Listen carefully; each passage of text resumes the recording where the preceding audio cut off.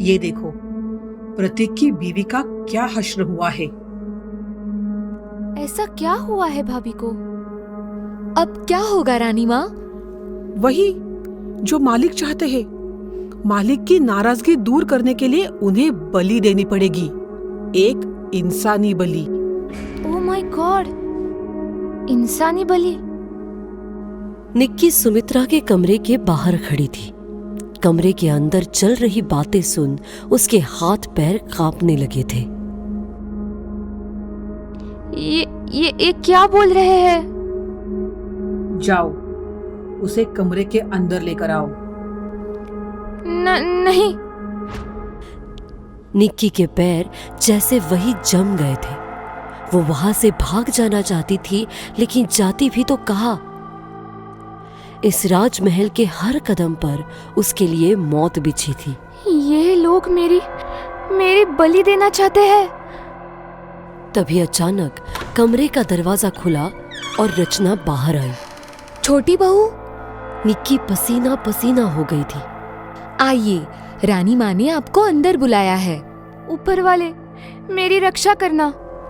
अंदर सुमित्रा और प्रतीक की पत्नी बैठी थी। निक्की ने गौर किया कि आमतौर पर खिली हुई और चहकने वाली भाभी आज दिखने में बेहद कमजोर और उदास लग रही थी। आओ निकिता। निकिता झट से उनके पैरों में आ गिरी। मम्मी जी, आप जो रस्म कहेगी मैं करने को तैयार हूँ। सुमित्रा और रचना हैरानी से एक दूसरे को देखने लगे। ये क्या कर रही हो? उठो। हमें दूसरी रस्म वेरोनिका से छुपाकर पुरानी हवेली के पास करनी होगी, इसीलिए तुम अभी हमारे साथ चलो। सारे बंदोबस्त हो गए हैं। पुरानी हवेली? हाँ, वही जहाँ तुम्हारी शादी हुई थी। सुगना वही तुम्हारा इंतजार कर रही है। ठीक है मम्मी जी, जैसा आप कहे।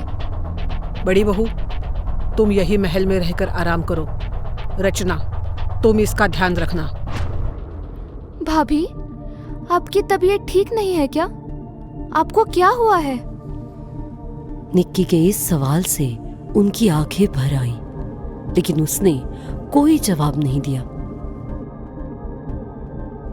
निक्की दूसरी रस्म करने पुरानी हवेली की ओर चल पड़ी थी, लेकिन उसके मन में एक खौफनाक डर बैठा था। कहीं ये रस्म के बहाने अभी मेरी ही बलि तो नहीं चढ़ाने वाले हैं? सुमित्रा बीच बीच में उसे पलट कर देख रही थी। शायद वो सुनिश्चित कर रही थी कि निक्की कहीं भाग तो नहीं रही। जल्दी चलो निकिता। उधर महल में एक अलग घटना होने को आई थी। उफ, बड़ा दर्द हो रहा है। रचना, मुझे हल्दी वाला दूध लाकर दे दे। लेकिन रचना की कोई आवाज नहीं आई। कहाँ मर गई ये? लगता है मुझे ही रसोई घर जाना होगा। वो दर्द से लड़खड़ाते हुए हॉल से गुजर रही थी कि उसे पीयूष के कमरे से कुछ आवाज सुनाई दी। क्या बदतमीजी है ये? पीयूष भैया? उसने एक झटके में दरवाजा खोल दिया।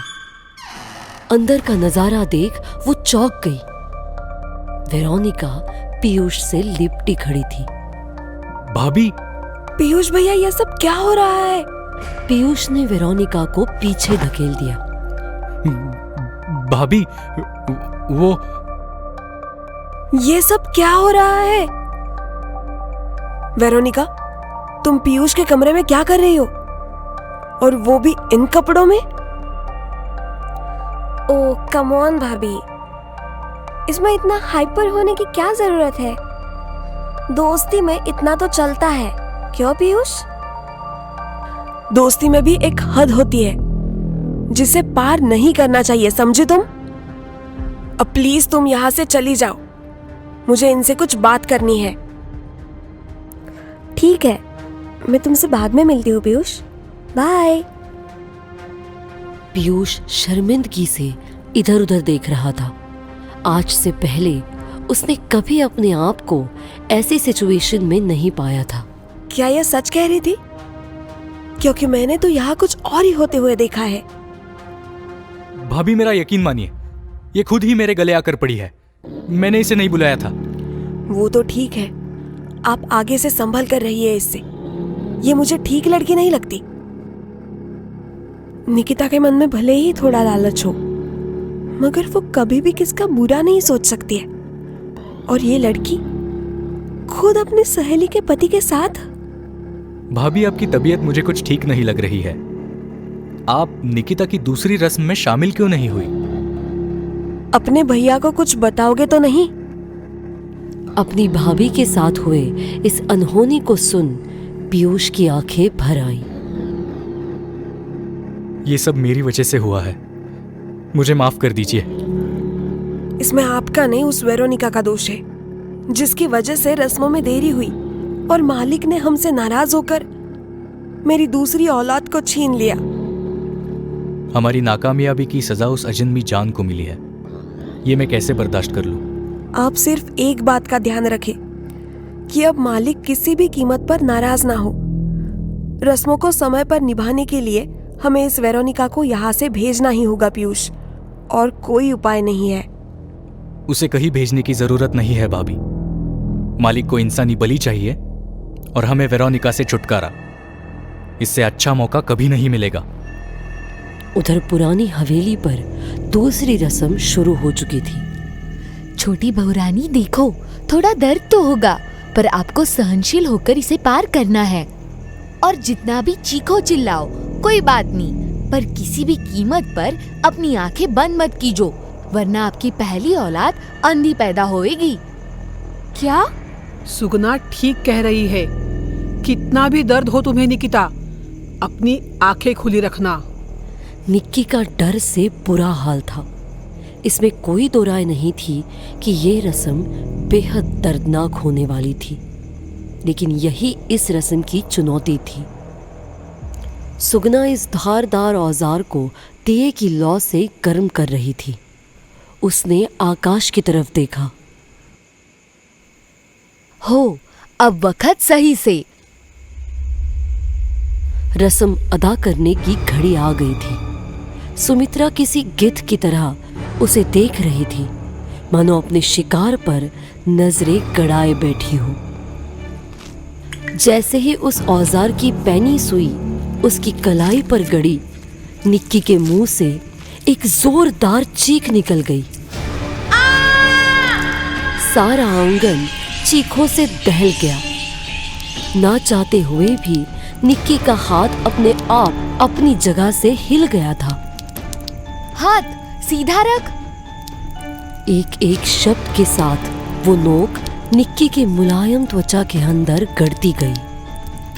उसकी कलाई के घाव से काफी खून टपक रहा था। रानी साहब, वो कटोरी दो। सुमित्रा ने सुगना के हाथ में एक सोने की कटोरी पकड़ाई, जो उसने निक्की के हाथ के नीचे रख दी। निक्की का खून उस कटोरी में एकत्रित होने लगा। निक्की के जुबान से अब चीखें भी निकलना बंद हो गई थी। वो एक गूंगी गुड़िया की तरह बिना आवाज आंसू बहाए चली जा रही थी। क्या होगा आगे जानने के लिए जरूर देखें अगला एपिसोड और तुरंत करें चैनल को सब्सक्राइब।